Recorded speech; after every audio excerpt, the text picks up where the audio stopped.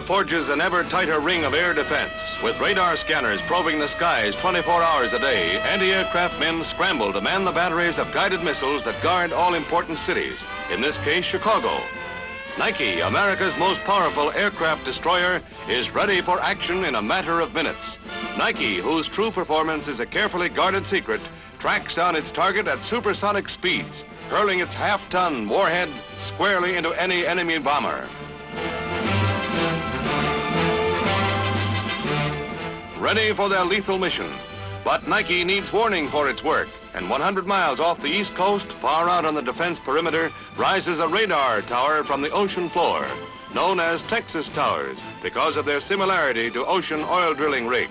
Defense Department pictures show for the first time the platform 60 feet above the surface of the ocean, which will house the most advanced type of radar detectors and their crews of 30. The piling goes down 100 feet and is anchored in the bedrock of the ocean floor and is capable of withstanding any foreseeable Atlantic storm. Supply ships will keep this sea frontier manned and ready to spot anything that flies.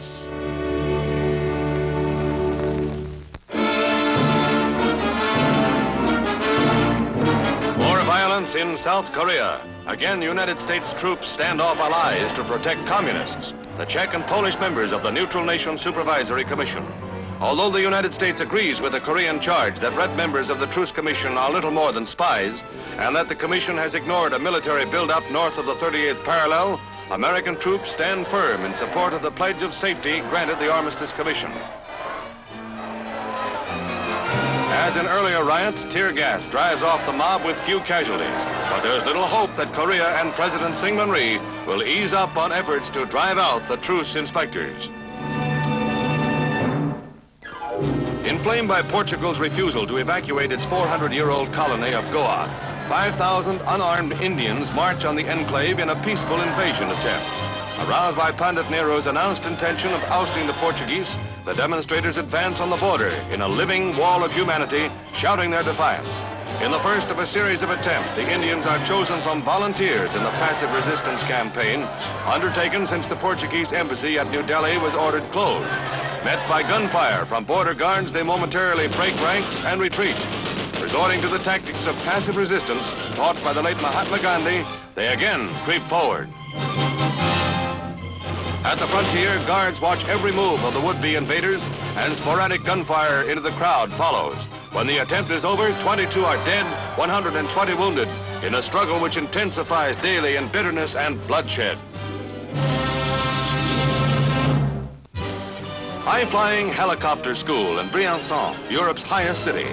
French helicopter pilots train for mountain rescue work in the French Alps. The takeoff point is nearly a mile above sea level, and it's all uphill from there. Some of the continent's most majestic scenery below from a new vantage point. Mountain flying in a helicopter calls for special skills. Erratic air currents and treacherous downdrafts make it ticklish work, but the value of the helicopter for rescue tasks is apparent.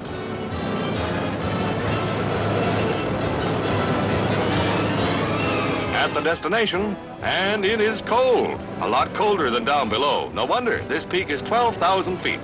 A good day's climb on foot, but only a few minutes by helicopter to the lofty plateau.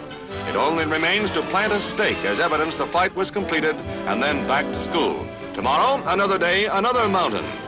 C'est la vie. A little boy and his dog share the spotlight in Chicago, where the latter receives a medal as the most heroic dog of the year. Navy Captain John Harper does the honors, and there are further accolades for Taffy, a Cocker Spaniel with a heart full of courage. He saved the life of his little master, 3-year-old Stevie Wilson of Coeur d'Alene, Idaho. Taffy raced home for help when Stevie fell through the ice. Unsuccessful the first time, Taffy returned to the lake, leaped into the water. Her efforts fruitless, she rushed home a second time, and help came. A fella's best friend, his dog.